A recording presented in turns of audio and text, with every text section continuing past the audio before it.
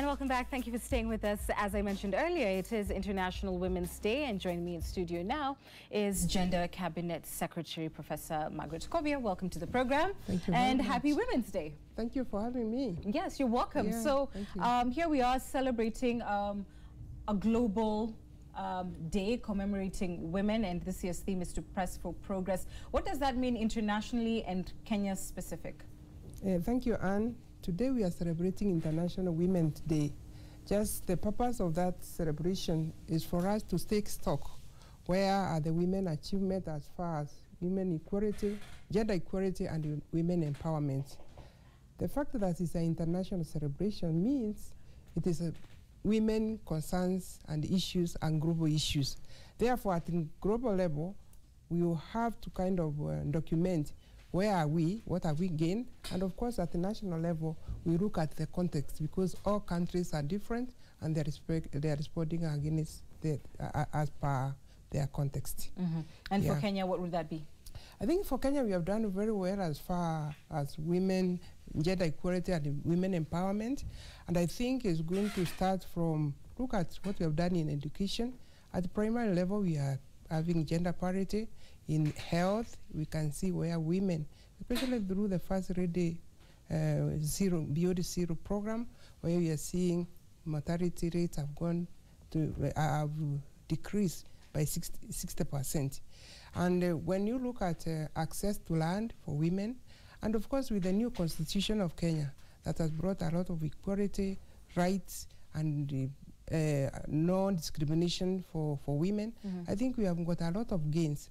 However, let me say also, we have a long way to go in kind of attaining gender parity and women empowerment. And I think this, celebrating the achievement today, is also another way of having a call to action on how do we achieve gender parity and women empowerment in this country. It's not just for the purpose of doing it for women's sake. It is, we already know that where women are empowered and women in parity, there is a relationship between socioeconomic development of those countries and the level of how women are empowered. Right. So it is for the good of the country, of the whole society, right, that we are championing gender parity and women empowerment. And yet it appears that our Kenyan Parliament wants to take us back just today, on all days, on International Women's Day. Here comes a Jubilee-led majority submitting memoranda to have the not more than two-thirds gender rules implementation deferred for another 20 years from the next general election. Seems a little bit like a slap on the face on the women's movement, wouldn't you think? It's a bit unfortunate, Anne, because we remember this matter went to Supreme Court. They were given within progressively to do it within 2 years, and the Constitution gives us 5 years. So for today, for us to see that the bill is being taken for public participation, and the public is being asked to have their views and their input, I think for women, and particularly our ministry who is responsible for gender affairs, we feel that the Parliament did not really exhaust to the extent to which women of this country have been waiting for these two-thirds.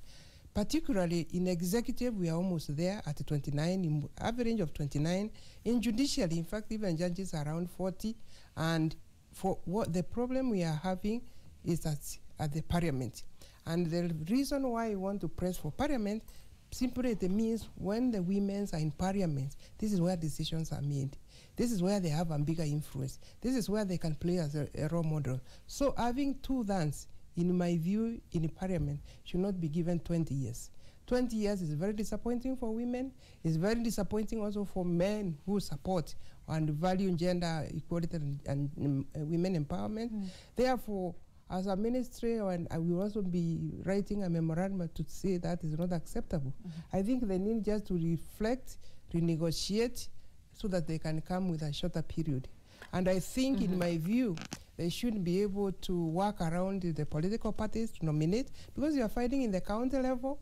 We see now the increment from 2013 to 2017 is 1%, which means it makes a case that when we are given a certain formula of how to get women representation to fulfill the two-thirds agenda, it is possible.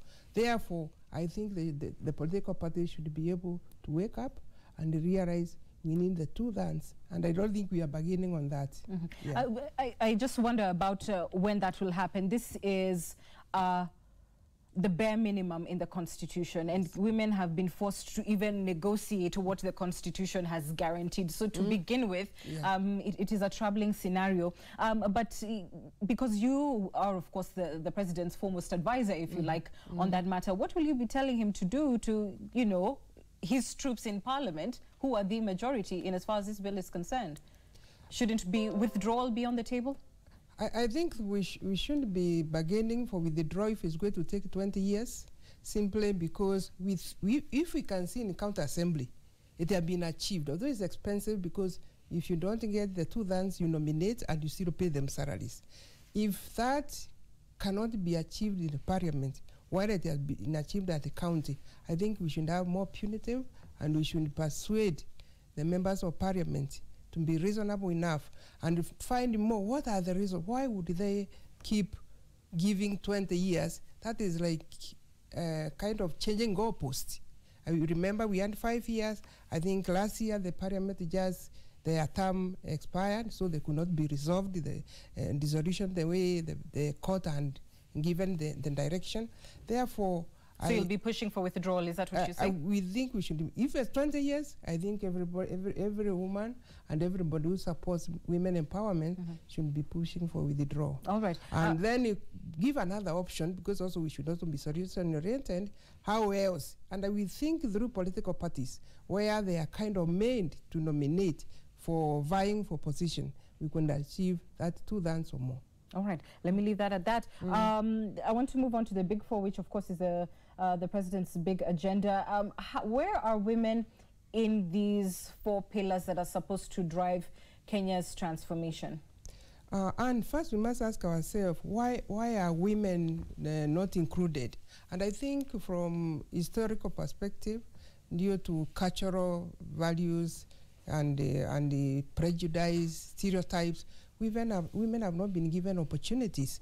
So what we see now, with the way government is working across sectors, because to be able to be empowered is not just go to the Minister of Gender Affairs. In my view, I see if you provide water, you are already empowering women. If you provide infrastructure, ICT, if you provide education, health, so there is a concerted effort. But we as a ministry must coordinate that, so you see how gender is being mainstreamed, you know, these ministries, and the actionable agendas are carried forward. Therefore, in this Big Four, I see a huge opportunity, because there's manufacturing. Think of how many women are giving value addition to agribusiness products. I can see in that case, for the women to be able to take this opportunity, they will need some capacity building, they will need information, they will need to access from finances, but for me, it holds a promise. Look at also low-cost housing. I can see women providing labor, like those who make bricks. So I see a huge opportunity. Or being the contractors. Or even being the contractor, for that matter. So I see a huge opportunity, and of course for the other Big Four is health, where women also can participate. Even now we need more nurses more than ever.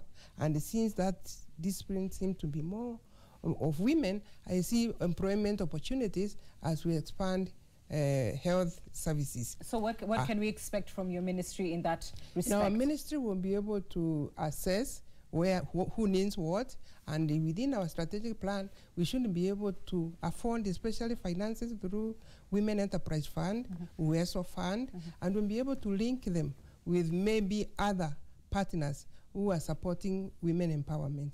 So I see we can have clear targets of what women can be able to deliver, and benefit economically from this Big Four. Because if you reflect, the big problem is women are not empowered economically.